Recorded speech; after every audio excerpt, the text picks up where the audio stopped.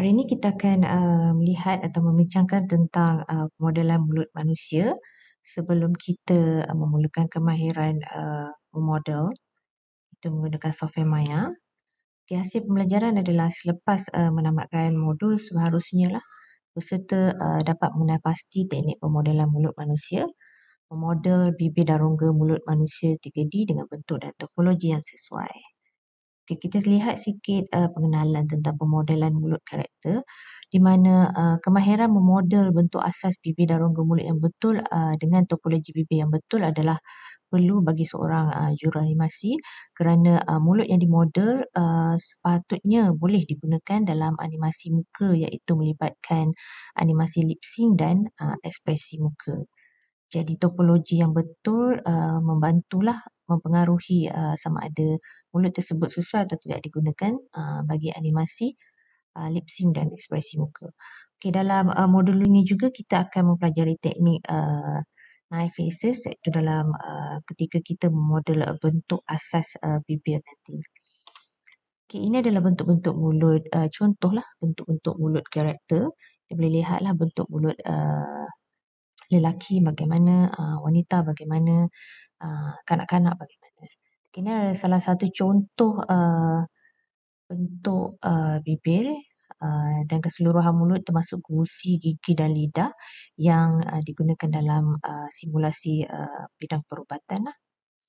Okay, jadi adalah penting untuk sesuatu organ ataupun anggota pada tubuh badan yang digunakan dalam bidang perubatan untuk dimodel dengan sebaik mungkin. Okay, ini adalah contoh bagi animasi ekspresi muka di mana bentuk-bentuk bibir diolah atau dianimasikan menjadi bentuk yang menggambarkan ekspresi muka karakter. Okay, ini adalah contohlah watak karakter lelaki menggambarkan ekspresi mukanya.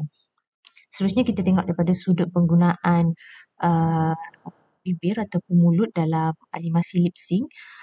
Di mana dalam animasi 3D kita ada dialog bercakap, karakter bercakap. Jadi kita memerlukan phenom series ataupun istilahnya adalah lebih kepada penggunaan sebutan huruf ataupun bunyi pada bibir, pada mulut ketika bercakap dan ini digambarkan dalam susunan yang beginilah. Ada satu standard ataupun series yang digunakan oleh juruanimasi. Jadi bibir tu dibentuk, dianimasikan lah untuk kita dapat bentuk-bentuk tertentu yang menggambarkan bunyi A, I, E, O, U. Sewaktu karakter bercakap, membunyikan atau menyebut sesuatu perkataan. Okay. So ini adalah contohnya lah. Kemudian kita lihat topologi mulut. So secara umumnya sebelum kita model kita kena tahu topologinya lah. Topologi asas untuk kita buat macam mana kita nak bentukkan bibir kita yang betul. Okay, ni lingkaran pertama seharusnya adalah untuk bentuk asas bibir yang utama. Kemudian kita ada lingkaran yang kedua. Okay. Kemudian kita ada lingkaran ketiga. Dan seterusnya kita akan subdivide atau bahagikan lagi bentuk bibir supaya mempunyai topologinya sebegitu. Okey, jika kita tengok seterusnya nanti kita akan nampak lah topologi yang bagaimana kita perlukan supaya animasi ataupun model mulut tu boleh digunakan dalam bidang animasi. Okay, inilah contohnya topologi keseluruhan muka melibatkan topologi di bahagian bibir dan mulut. Merangkumi dia akan bersambung atau berterusan hingga ke topologi pipi, hidung, dagu dan mata. Jadi topologi asas di bahagian mulut kena betul kerana ia akan bersambung hingga ke bahagian muka yang lain.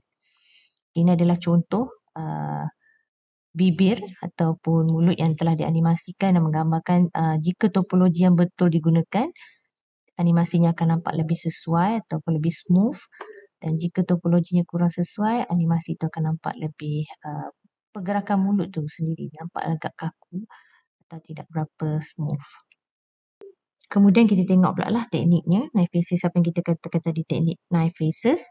Okay, kalau ikutkan kita perlu model satu face pertama, kemudian kedua, ketiga, keempat, kelima, enam, tujuh, lapan dan 9. Kemudian kita akan ada 9 faces ni dan kita akan mirror lah. Nanti kita akan tengok dalam video langkah-langkah pemodelan. Ini langkah-langkah pemodelan. Yang pertama, kita akan import gambar dulu masuk dalam software perisian Maya. Kemudian kita akan buat bentuk asas bibir. Seterusnya kita akan buat juga bentuk bibir dengan lebih terperinci berdasarkan gambar rujukan pandangan sisi. Seterusnya kita akan buat rongga di dalam mulut jugalah untuk menggambarkan keseluruhan mulut. Cuma kita tak libatkan gusi, gigi dan lidah lagi lah.